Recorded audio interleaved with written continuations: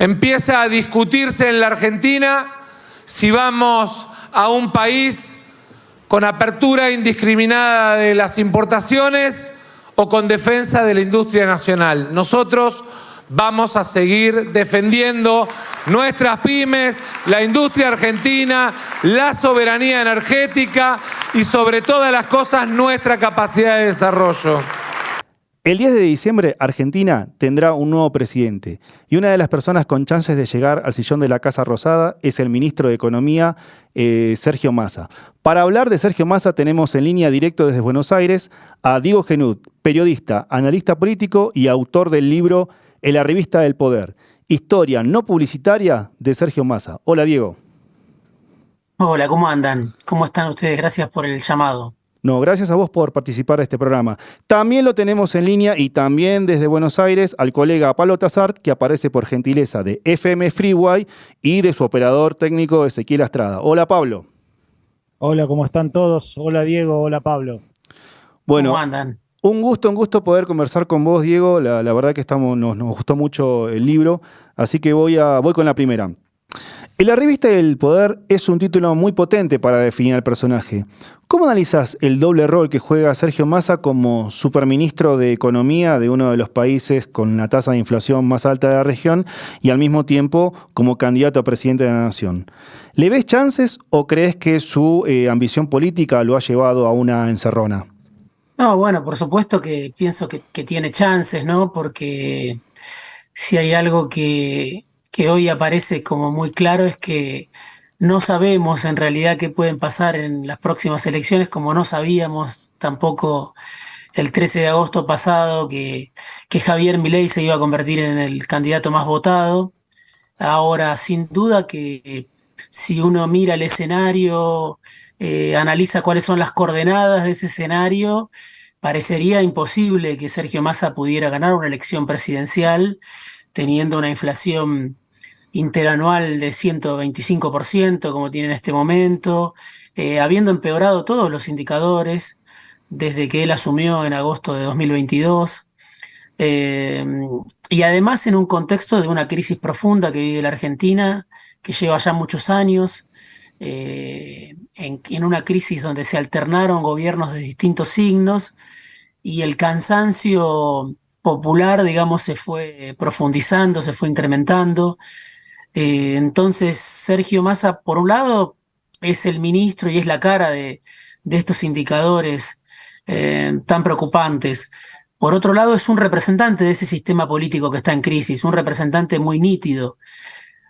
Sin embargo, bueno, tiene el apoyo de gran parte del peronismo y bueno, es un escenario de 3/3 también, entonces no sabemos cómo va a terminar finalmente la pulseada entre Massa, Javier Milei, que hoy parece ser el preferido, y Patricia Bullrich por otro lado.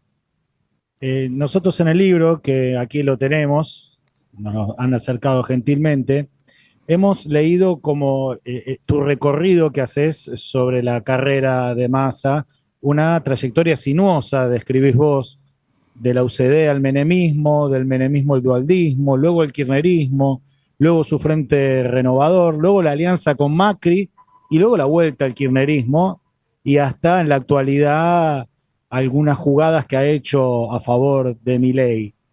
Según tu criterio, ¿Massa es un político poco confiable, según muchos lo describen a partir de esta carrera tan sinuosa?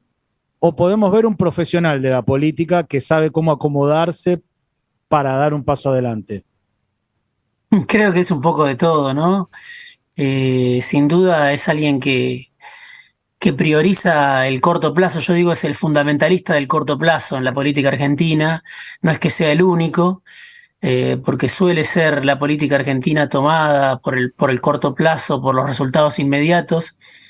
Un poco como también podríamos decir la sociedad argentina pareciera hoy estar reclamando resultados inmediatos, ¿no? Un presente que resuelva de un día para el otro los problemas, y Massa es un emblema de ese tipo de razonamiento, del que solamente mira el minuto a minuto, el día a día, y solamente prioriza sus intereses, los intereses de sus aliados, pero esa misma característica es la que lo puede llevar a traicionar o a traicionarse, ¿no? A traicionar no solo a sus eventuales socios, sino incluso sus propias posturas, sus propios pensamientos, sus propias declaraciones, lo que él mismo dijo en algún momento, puede dejarlo de lado si considera que de repente le conviene, bueno, aliarse con sus enemigos de ayer o cambiar de postura en función de un resultado electoral. Así que sí, creo que es alguien que podríamos decir que es poco confiable, pero sobre todo por esta manera que tiene de concebir la política y el poder, ¿no? De alguien que solamente está pensando en qué le conviene a cada minuto. Así que creo que sí, se lo puede considerar un profesional, pero alguien que ejerce con cierta brutalidad, ¿no? Una expresión brutal del corto plazo. Vos lo definís recién como una especie de fundamentalista del corto plazo. Sin embargo, en su carrera política hay algunas constantes relacionadas con el largo plazo. Y esa es una de ellas es su relación con los medios de comunicación. De hecho, en uno de los capítulos vos lo describís de la siguiente forma. Cada vez que se abre la heladera y ve la luz, sonríe porque cree que es una cámara de televisión. La pregunta es, ¿vos podrías contarnos un poco, para el público de aquí de Colombia también, que no está tan al tanto de lo que pasa en Argentina, la relación entre la figura de este político Sergio Massa con los medios de comunicación? ¿Cómo se construyó su imagen y su carrera en torno de estas relaciones? Sí, por un lado es algo impactante porque Massa disfruta de un blindaje mediático, como decimos habitualmente, que pocos políticos tienen en la Argentina. Juegue con quien juegue, ¿no? En su momento aliado de Mauricio Macri, el expresidente de derecha, de centro derecha, y hoy con Cristina Fernández de Kirchner, bueno, considerada obviamente un emblema del populismo, del progresismo. Y sin embargo, Massa, de un lado al otro de la polarización, siempre obtiene un trato edulcorado por parte de los medios. Eso lo supo construir en relaciones en todos los niveles, ¿no? Relaciones, si se quiere, con, con los periodistas, con el eslabón más bajo de la cadena, es decir, los que trabajan en los medios de comunicación, en esa primera cobertura de un acto, de un anuncio, y también al nivel más alto, ¿no? Esa es la particularidad que tiene como alguien que es un encantador, no sé si un encantador de serpientes, pero alguien que seduce, ¿no? Con su manera de hacer sentir a los periodistas importantes, porque les va a dar un dato, porque les va a dar una primicia, y eso le va a permitir a él, bueno, imponer su criterio, su visión de la realidad. Muchas veces son sus deseos los que más difunde, son promesas que hace y después la realidad desmiente, pero siempre esas promesas son presentadas casi como si se tratara de hechos concretos, ¿no? Voy a bajar la inflación al 3%, antes de devaluar renuncio, y tantos otros anuncios que hizo Massa y que después quedaron desmentidos por la realidad. Sin embargo, cuando uno mira los medios de comunicación, los principales medios de comunicación, ve que no hay una mirada crítica sobre bueno, que muchas veces Massa dice una cosa y lo que sucede es otra. Sin embargo, al mismo tiempo te diría, quizá todo eso hoy resulta insuficiente en el tiempo de las redes sociales, ¿no? De un candidato de TikTok, de un candidato que sin territorio, incluso hasta agrediendo o maldiciendo a los grandes medios de comunicación, un candidato como Javier Milei en Argentina, pero en otros países habrá otros, como Hernández en Colombia o como tantos otros en otros países, logran, bueno, contra el establishment, si querés, y un establishment que incluye a los medios de comunicación, imponer sus candidaturas, los llamados outsiders. Massa es un maestro en ese arte, un arte que quizá hoy resulta insuficiente, eso es lo que quiero decir, ¿no? Diego, vos recién mencionaste que también sabía llegar a los sectores más altos de los medios de comunicación, hay algo que vos mencionás en tu libro, más precisamente en el capítulo 5, la cantidad de negocios que Massa supo darle a los distintos dueños de los medios en Argentina. Y bueno, para que sepa la audiencia que dice tu libro y para que sepa también la audiencia de Latinoamérica que nos va a estar viendo, algunos datos que podemos agregar es que a Haddad le dio las cámaras de seguridad cuando estaban en el municipio de Tigre. A Pierri le permite entrar con su cadena de cable, destruyendo el monopolio de Cablevisión, también en Tigre. A Spolsky le da la señalética del municipio y la revista Veredas de Tigre. Y al holding Vila Manzano y a Clarín les aprobó, cuando era jefe de gabinete nacional, una ley que licuaba las deudas tributarias. O sea, para explicarle a la gente, todos estos son distintos dueños de medios de comunicación y de holdings comunicativos. Este dato es importante para describir esta historia no publicitaria que vos querés mencionar, ¿no? O sea, esta cuestión de que siempre hay una versión publicitaria de Massa en los medios.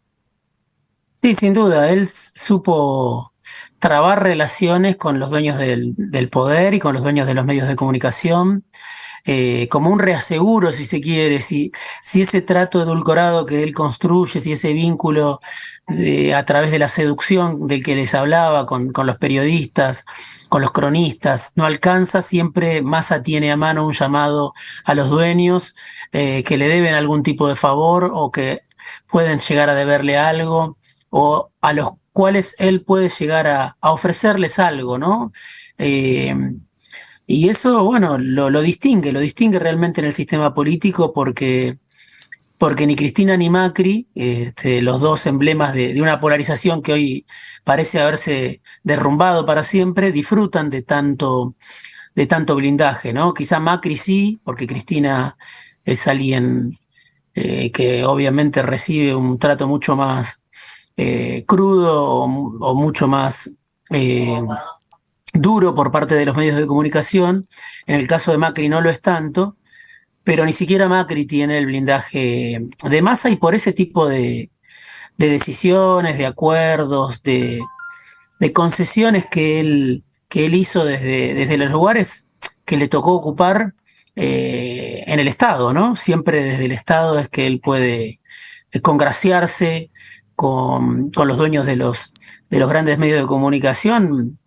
El caso de Haddad es, si se quiere, uno de los más relevantes porque, bueno, es alguien que construyó también un emporio mediático para toda Latinoamérica, que es Infobae. Y el caso de Vila Manzano también, porque son empresarios que comenzaron en su momento o que tuvieron un rol y tienen un poder importante a nivel comunicacional, pero después se fueron desplazando hacia otros negocios, como puede ser el negocio energético, que es un negocio obviamente muy redituable hoy en la Argentina y con muchas perspectivas de seguir creciendo a partir de Vaca Muerta y a partir de los aumentos de tarifas que ya Massa ejecutó. Es decir, que están en sectores estratégicos los amigos de Massa en general, los empresarios amigos de Massa. Estamos con Diego Genud, periodista, analista político y autor del libro En la revista del poder, historia no publicitaria de Sergio Massa. Diego, quisiera detenerme en un detalle muy importante de lo que acabas de mencionar, que es esta capacidad que ha tenido Sergio Massa de moverse de un lado a otro de la grieta. Explicamos que en Argentina, desde la llegada del kirchnerismo y también de la llegada del macrismo, se ha formado un clima de mucha polarización, muy fuerte, en donde es muy penado saltar de un lado a otro. En cambio, Sergio Massa ha sobrevivido a eso. ¿Podrías describir esta capacidad que él tuvo de gatopardismo, de pasar de un lado a otro de la polarización sin ser tan afectado? Y por un lado se podría decir que Massa es un político astuto que se abrazó a Macri al comienzo de su gobierno, porque en ese momento Massa era uno de los líderes del antikirchnerismo, estamos hablando del año 2015. Sin embargo, acompañó a Macri, como se suele decir popularmente hasta la puerta del cementerio, ¿no? Y después dio un paso al costado y en todo caso tomó distancia y comenzó ya cuando empezó a naufragar el experimento de Macri en el poder, a partir de fines de 2017, principio de 2018, cuando Macri va a pedir socorro al Fondo Monetario Internacional, se endeuda con el fondo, después de haberse endeudado con el sector privado. Se le acaba el crédito del sector privado, va en busca de un nuevo crédito del Fondo Monetario Internacional y ahí empieza una espiral de una crisis muy profunda que termina con la derrota de Macri. Bueno, Massa detecta eso con mucha claridad y empieza a tomar distancia eh, de un experimento que salió mal, que fue el de Macri, y empieza ya a trabar acuerdos, relaciones, a comenzar a construir un camino de regreso al kirchnerismo, aunque quizá en ese momento no estaba tan claro, pero era la unidad del peronismo que implicaba la reconciliación con Cristina, ¿no? Entonces, por un lado, sin duda, Massa tiene esa capacidad de decir, voy a acompañar cuando sea negocio, cuando ya no me resulte redituable, me voy a diferenciar de quien sea, porque simplemente y siempre, ante todo, prioriza sus propios intereses y su propia construcción política. Por otro lado, también se puede decir que siempre es bien recibido a un lado y al otro de la polarización, yo creo, por un dato del que se habla menos, que es su capacidad de daño, ¿no? Massa no es un político que actúe de manera aislada, sino que representa, como antes un poco trataba de describirlo, un bloque de intereses, un bloque de poder, un bloque de poder donde confluyen empresarios que tienen intereses en sectores estratégicos y que también tienen capacidad de daño, ¿no? Porque ese bloque de poder donde hay políticos, el político que lidera obviamente ese espacio es Massa, donde hay empresarios, donde hay una pata judicial, el famoso lofer que tanto denuncia la vicepresidenta argentina, Cristina Fernández. Bueno, sin duda existió durante los años del macrismo, pero no solamente se debía a una ofensiva del macrismo, sino que también había sectores del peronismo, como del peronismo antikirchnerista, que también avalaban esa ofensiva contra Cristina. Lo que estoy tratando de decir es que Massa también tenía relaciones en la mafia, si se quiere, del Poder Judicial, según suele decirlo Cristina. Y a eso me refiero con su capacidad de daño. No es simplemente alguien que puede aportar su experiencia política, sino que tenerlo enfrente puede salirle caro a cualquier político o a cualquier sector. Entonces, todos quieren tenerlo de alguna manera de su lado, ¿no? Y creo que eso es lo que explica que los mismos que antes lo denunciaban, hoy estén apoyando su candidatura, ¿no? Diego, el capítulo 4 de tu libro, según mi juicio, es el capítulo clave del libro. Se llama La plata de los jubilados. Así se repasa el paso de Massa por el ANSES, que es el organismo que trabaja con las jubilaciones y pensiones en Argentina. ¿Vos crees que así como es un capítulo clave en tu libro, también es un capítulo clave en la carrera política de Massa? Sí, sí, creo que sí, sin duda. El gran salto nacional de Massa se da desde el ANSES, ¿no? El organismo que mencionabas, que está a cargo del pago de jubilaciones, pero que fue creciendo en los últimos años y bueno, también paga otro tipo de pensiones, contribuciones, asignaciones, transferencias de ingresos para sectores de menores recursos y en especial para los pasivos, para los jubilados, que son 7 millones de personas en la Argentina. Él supo desde ahí constituirse en un actor relevante, ganar visibilidad a nivel nacional. Eh, bueno, desde un organismo que en los primeros años del kirchnerismo, sobre todo, fue un organismo que recuperó su fortaleza, su poder y que tenía la capacidad de dar buenas noticias, si se quiere, ¿no? Después del estallido de la convertibilidad, después de la gran crisis de 2001, donde se habían pulverizado los ingresos de jubilados y de asalariados, Massa llegó por fortuna o por capacidad a un lugar que se volvería estratégico, se volvió estratégico durante los años del kirchnerismo y supo desde ahí, como decía, convertirse en un actor nacional, ganar esa visibilidad que a veces a los políticos les cuesta mucho, ¿no?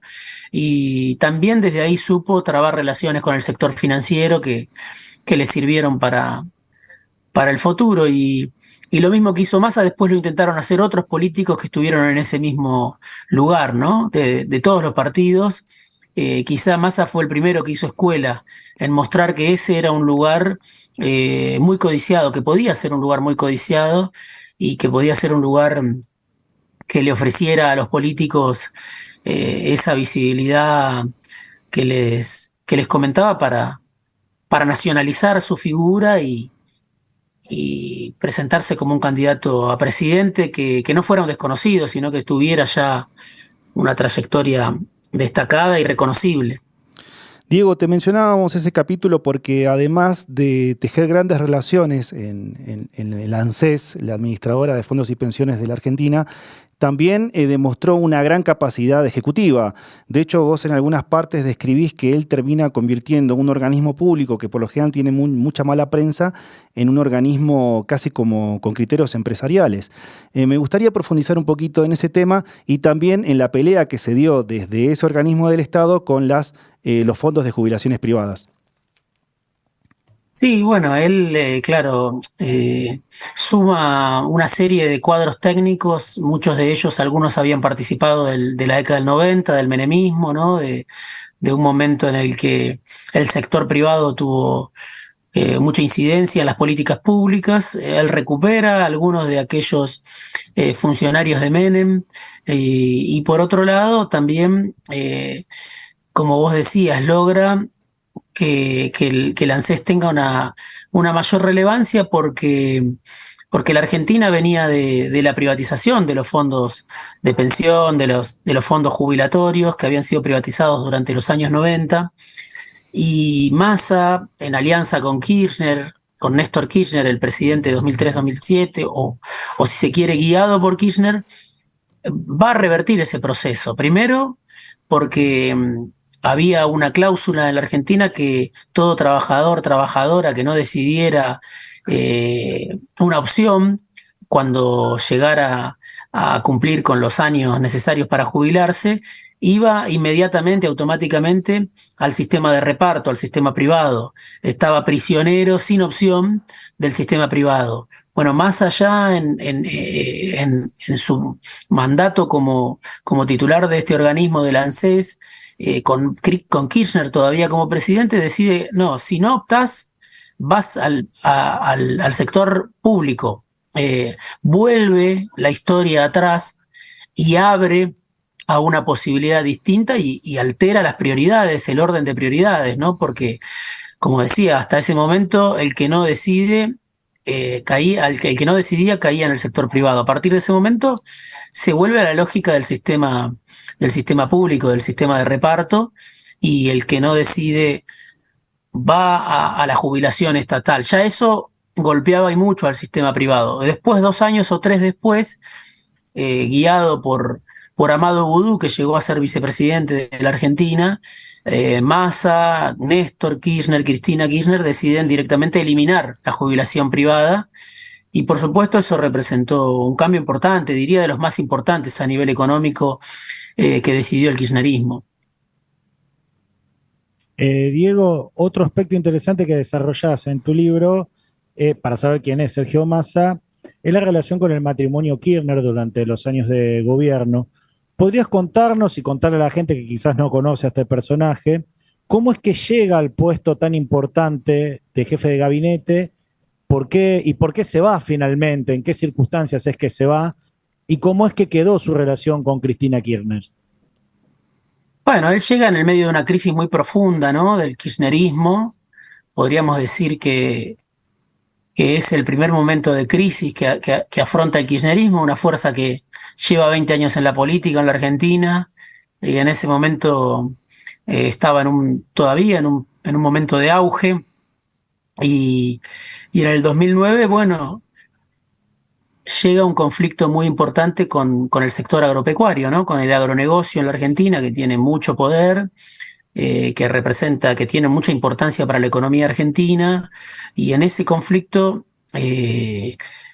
termina renunciando Alberto Fernández, el actual presidente de la Argentina, que era jefe de gabinete. Massa, que era muy joven, tenía 36 años en ese momento, bueno, da un salto también, uno de esos saltos a los que nos tiene acostumbrados, un salto muy importante en cuanto a su gravitación política. Pasa de ser un funcionario importante a ser el ministro clave de la presidenta en ese momento, Cristina Kirchner, con esa audacia que lo caracteriza, ¿no? Y con esa capacidad que Massa tiene de presentarse como el indicado en situaciones de crisis, el que no va a dudar ni un segundo en asumir una responsabilidad y el que está siempre dispuesto a ganar poder, aún en situaciones de crisis o de tensión, ¿no? Y ahí llega Sergio Massa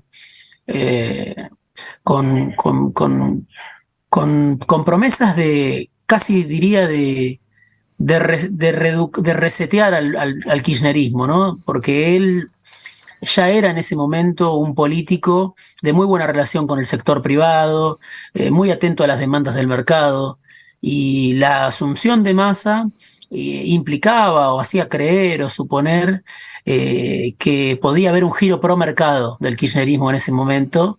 Por supuesto, Néstor Kirchner no estaba de acuerdo con eso, Cristina tampoco, y duró muy poco ese experimento de Massa como jefe de gabinete. Se fue por la puerta de atrás después de un año, en una experiencia que fue mala, mala para Cristina, mala para Néstor, y mala también para Massa, que desde entonces hasta el año pasado no volvió nunca a ocupar un cargo importante en el Poder Ejecutivo, ¿no? Tardó, podríamos decir, más de 10, 15 años casi en asumir una nueva responsabilidad ejecutiva, y lo hizo con muchas garantías cuando asumió como ministro de Economía. Decidió reclamar para él y para su sector muchas atribuciones, muchas áreas claves, hizo echar a muchos ministros, porque creo que estaba grabada en su memoria aquella experiencia de 2009 cuando él asume como jefe de gabinete y se va sin poder hacer nada de lo que él prometía. Entonces, en esta segunda incursión importante como superministro de Economía, bueno, llega reclamando muchas atribuciones y lo logra, ¿no? Logra en ese momento de debilidad del kirchnerismo, de debilidad del gobierno, que, que Cristina y Alberto Fernández le entreguen una cuota de poder muy importante, que sería muy difícil de lograr en situaciones normales. 4 o 5 ministerios desaparecieron y pasaron a ser áreas que dependían de este Massa, de este superministro Massa, que, como decía al comienzo de la charla, empeoró la mayor parte de los indicadores en el tiempo que lleva como ministro. Le contamos al público que el colega periodista Diego Genud no es la primera vez que escribe un libro sobre Sergio Massa. Ya en 2015 había escrito Massa, la biografía no autorizada, y ahora sacó este año en la revista del Poder. Podríamos decir que sos una especie de experto en psicología de Massa, o mejor dicho, en el pensamiento de Sergio Massa. En ese aspecto me gustaría hacerte una pregunta. ¿Cómo te imaginarías un gobierno de Sergio Massa? Y básicamente te preguntaría, teniendo en cuenta que él es un abogado, no es economista, ¿cuál crees que serían su primer medida económica pensando en la inflación y su primer medida pensando en política internacional? Bueno, difícil pregunta, difícil saberlo. Yo creo que va a depender mucho del contexto, ¿no? Porque no sabemos cómo termina la gestión de Massa todavía.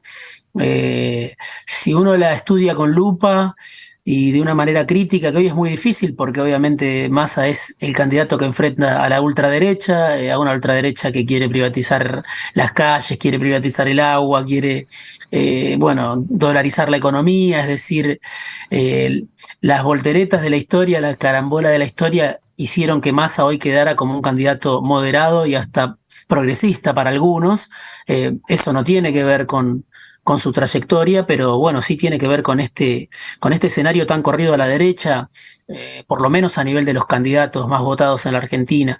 Sin embargo, digo, no se sabe cómo termina la gestión de Massa, porque Argentina está muy condicionada por el Fondo Monetario Internacional. Massa tuvo que ir a pedir prácticamente por favor que le entregaran los desembolsos, una inyección de fondos que el Fondo Monetario Internacional tenía previsto entregar en 2 o 3 veces, se pagó hace un mes, y ese préstamo que entregó el fondo, por un lado, es para pagar la deuda con el propio fondo, y por otro lado implica condicionamientos, nuevos condicionamientos. Ahora, el doble rol de Massa de ministro y candidato hace que por un lado tenga que ir a comprometerse a ser el más austero, a hacer una devaluación en campaña, que es algo que no registra antecedentes en la Argentina. Devaluar la moneda al día siguiente de perder una elección es casi suicidarse. Sin embargo, Massa lo hizo como parte de ese producto, de ese acuerdo producto de ese acuerdo con el fondo. Y sin embargo, ahora está tomando medidas tratando de ofrecer paliativos para la población que se vio perjudicada por la devaluación, es decir, está entregando, inyectando fondos para los sectores de menores ingresos, incluso para trabajadores bien pagos en la Argentina. Y ese es un juego que uno podría decir es bastante temerario, ¿no? Porque por un lado se compromete a la autoridad con el fondo para que le entreguen los dólares que necesitaba, porque Argentina estaba muy, muy inestable en el frente cambiario, la moneda se estaba devaluando. Massa devalúa, después se entregan paliativos que el fondo no autoriza. Y lo que quiero decir es que estamos en la cubierta del Titanic todavía con la gestión de Massa, con estas dos caras de Massa, ¿no? Un ministro que se compromete a la austeridad, que se compromete al ajuste, a la devaluación, y que por otro lado, como candidato, necesita hacer todo lo contrario. Así que todavía no sabemos qué va a pasar de acá hasta el 22, y después del 22 tampoco sabemos qué va a pasar, ¿no? Un escenario es que Massa entre al balotaje, y otra cosa es que Milei gane en primera vuelta, como algunos especulan. Así que me cuesta mucho decirte qué haría Massa en un eventual gobierno. Depende de cómo termine su gestión como ministro y depende del escenario que le toque. Si es un escenario de restricciones, uno no puede pensar otra cosa que una nueva devaluación, ¿no? O sea, todo el mundo está esperando en Argentina una nueva devaluación.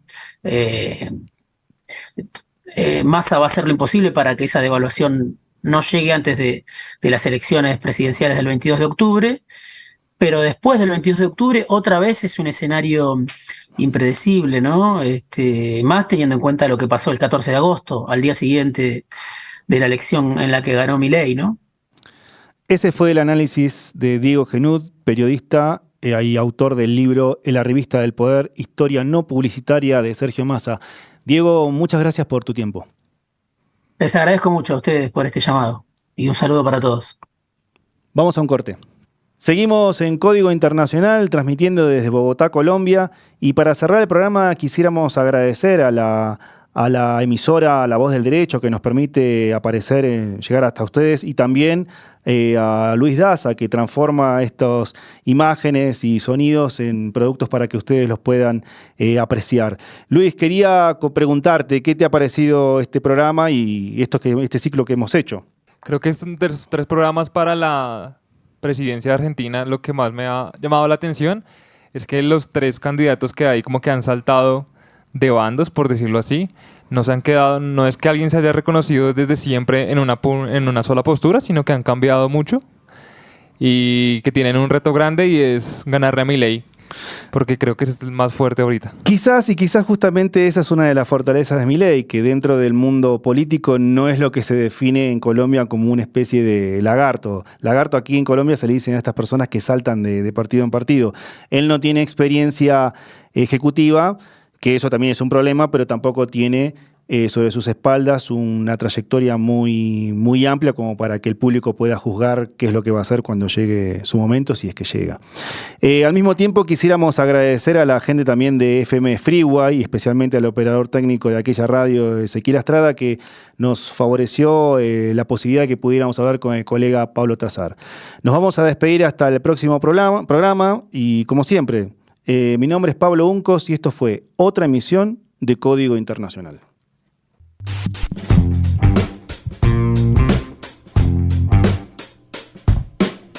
La Voz del Derecho presentó Código Internacional. Conducción, Pablo Uncos. Operación técnica, Luis Daza.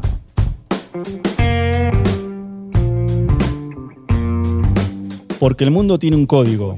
Código Internacional.